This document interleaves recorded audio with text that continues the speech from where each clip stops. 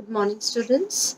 आज का हमारा टॉपिक है पारिवारिक बचत यानी कि फैमिली सेविंग। फैमिली सेविंग जो होती है वो हम ये कह सकते हैं कि हमारी जो पारिवारिक आय होती है उस आय को हम अपनी आवश्यकताओं की पूर्ति के लिए खर्च करते हैं।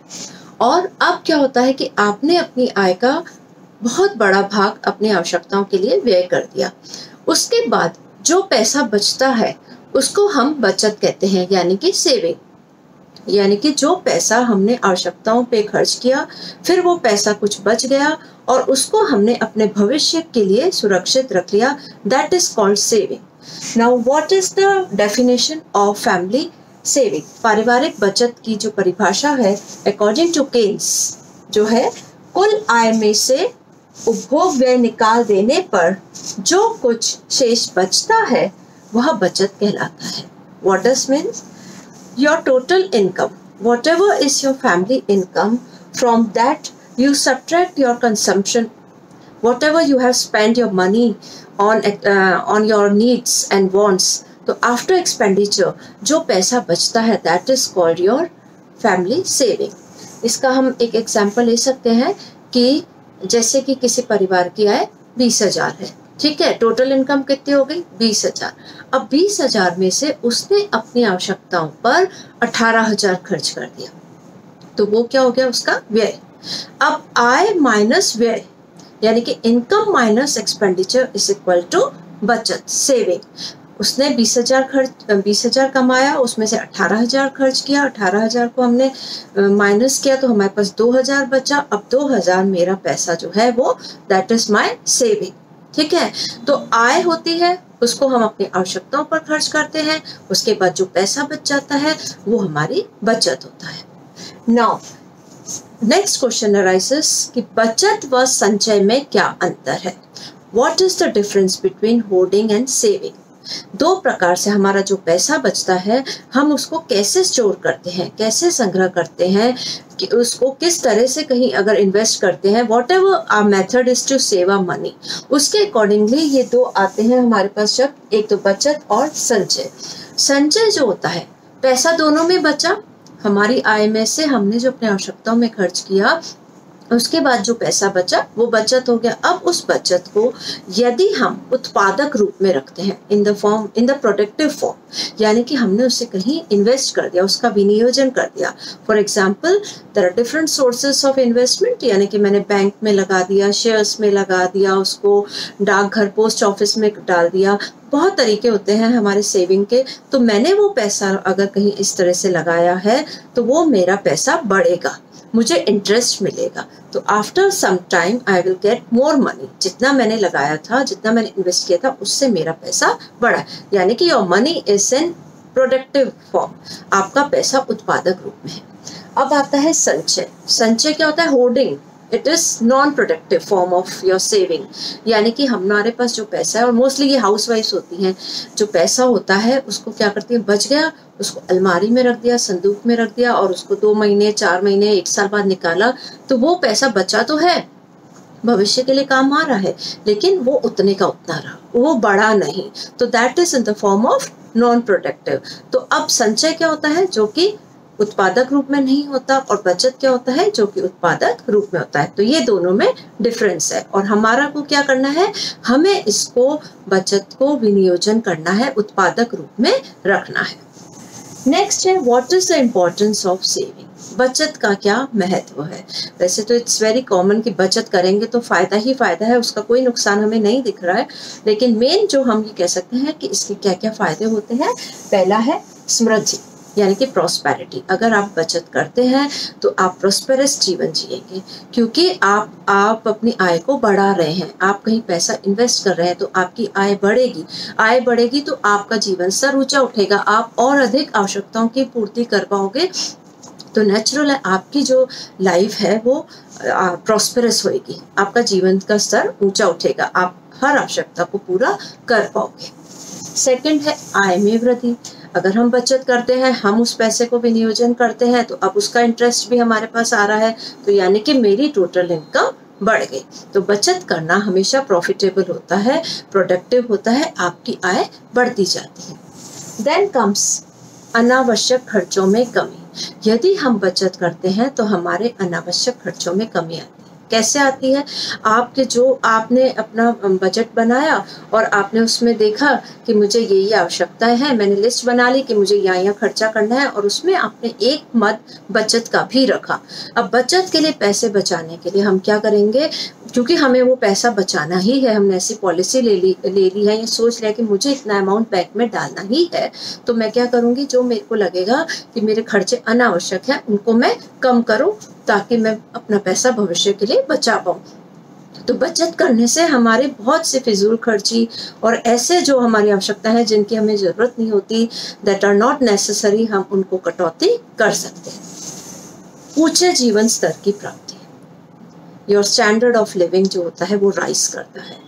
आपका पैसा ज्यादा आया, आपने ज्यादा सामान खरीदा, अच्छा घर खरीदा, अच्छा आपकी कार बड़ी खरीदी, आपने सारे इक्विपमेंट्स अच्छे घर में ले लिए, घर को अच्छा वेल फर्निश करा लिया, तो नेचुरल है आपका स्टैंडर्ड ऑफ लिविंग राइज करेगा। तो बचत करने से पैसा बढ़ेगा, पैसा बढ़ेगा तो आप ज्यादा सामान खरीदेंगे, ज्यादा सामान खरीदेंगे तो आपकी जीवन स्तर भी ऊंचा उठेगा। दीर्घकालीन आवश्यकताओं की, यानी कि आपके जो लॉन्ग टर्म गोल्स हैं, that can be achieved through saving. आपके बहुत सी आवश्यकताएं ऐसी होती हैं जिसको हम एकदम से पूरा नहीं कर सकते। एग्जाम्पल, हमारी दीर्घकालीन आवश्यकता होती है, कोई हस्बैंड वाइफ न्यूली मैरिड होते हैं तो उनकी आवश्यकता होती है कि हम अपना घर बनाएंगे। उस दीर्घकालीन आवश्यकता के लिए उनको अभी से ही बचत करनी पड़ेगी, क्योंकि एक दिन में घर के लिए पैसे इकट्ठे नहीं हो सकते। तो वो अभी से ही कुछ पर्टिकुलर अमाउंट फिक्स कर देंगे कि मैं इतना पैसा हर महीने जोड़ूंगी ही, और फिर वो धीरे धीरे पैसा इकट्ठा होकर वो अपनी दीर्घकालीन आवश्यकताओं की पूर्ति कर सकता है। तो नॉट ओनली घर खरीदना और बच्चों को शिक्षा, बच्चों की शादियां करना, इस तरह की बहुत सी दीर्घकालीन आवश्यकता होती है। किसी को आगे जाके बिजनेस करना होता है, तो ये सारी आवश्यकताएं हम बचत से पूरा कर सकते हैं। देन कम्स मानसिक संतुष्टि। बचत करते हैं तो हमें मानसिक संतुष्टि मिलती है। हमारे को कहीं से लोन नहीं लेते, हमें किसी से उधार नहीं लेना, हमारे को ये पता है कि मेरे पास पैसा है, कि कोई इमरजेंसी आ जाएगी तो मेरे पास पैसा है, उसे कोई डर नहीं होता। तो एक तरह से हम कह सकते हैं कि ही इज हैप्पी, उसको कोई मेंटल टेंशन नहीं है, किसी का डर नहीं है, क्योंकि उसके पास भविष्य के लिए पैसा है, उसको mental he is satisfied. Last है राष्ट्र का विकास।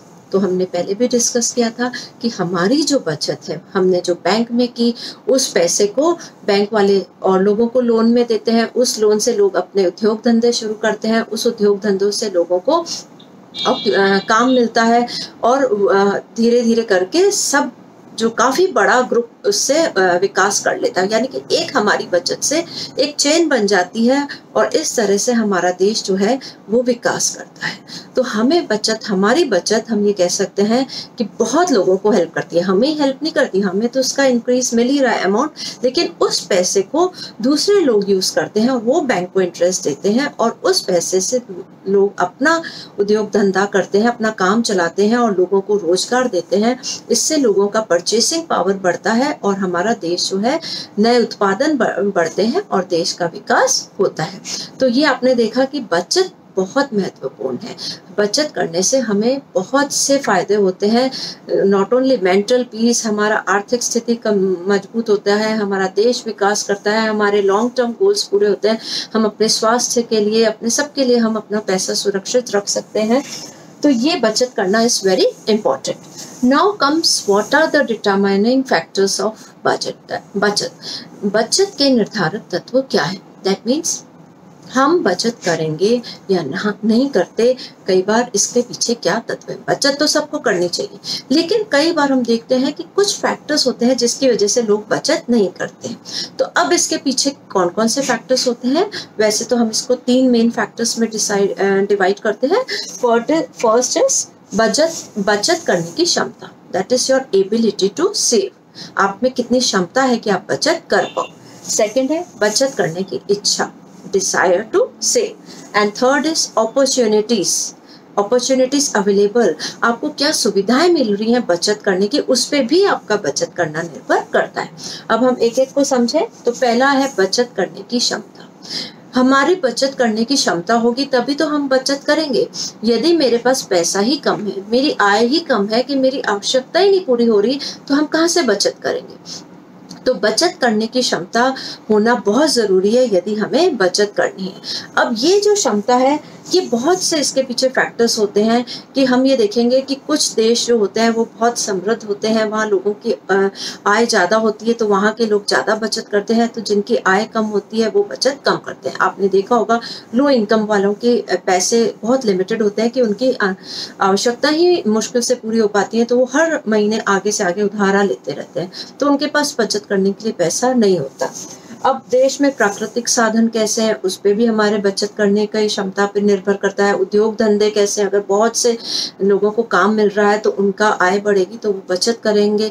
और उसके अलावा आप देखिए कि कर प्रणाली यानी टैक्सेस, कई बार टैक्सेस इतने कट जाते हैं कि हमारे पास पैसा ही नहीं बचता। तो ये हम ये कह सकते हैं कि देश के प्राकृतिक जो साधन है, उद्योग धंधे हैं, कृषि प्रधान देश है या क्या है, या जैसे अभी हम देखें तो कोरोना काल है तो लोगों के पास पैसा ही नहीं है, तो वो बचत कहाँ से करेंगे। तो खुद के खर्चे के बाद, हमारी आवश्यकता पूरे के बाद अगर पैसा बचेगा, हमारी क्षमता होगी, तभी हम बचत करें। ठीक है, कई बार क्षमता होने के बाद भी लोग बचत नहीं करते, तो उसके पीछे भी कई फैक्टर्स होते हैं, यानी कि उनकी तो इच्छा ही नहीं होती बचत करने की। तो अब बचत करने के डिजायर या इच्छा कब होती है, उसके पीछे भी कुछ फैक्टर्स होते हैं। पहला है पारिवारिक स्नेह। यदि हमें अपने परिवार से स्नेह है, यदि हमें ये चिंता है कि हमारे बाद हमारे परिवार का क्या होगा, तो हम उनके लिए पॉलिसीज भी लेते हैं, इंश्योरेंस पॉलिसीज। हम चाहते हैं कि हमारे बच्चों के लिए कुछ पर्टिकुलर अमाउंट हो कि आगे जाके वो एजुकेशन ले सके, आगे जाके उनकी शादी हो। तो अगर हमें परिवार से स्नेह होता है तो हम बचत करते हैं। कुछ लोगों को अपने परिवार से स्नेह नहीं होता तो कहते हैं मैं किसके लिए बचाऊं। तो पारिवारिक स्नेह होना एक बहुत जरूरी फैक्टर है ताकि हम भविष्य के लिए बचत कर पाए। देन कम सामाजिक प्रतिष्ठा। हमने ये देखा है कि जैसे जैसे आय बढ़ती है हम ज्यादा सामान खरीद पाते हैं, हमारे समाज में प्रतिष्ठा बढ़ती है।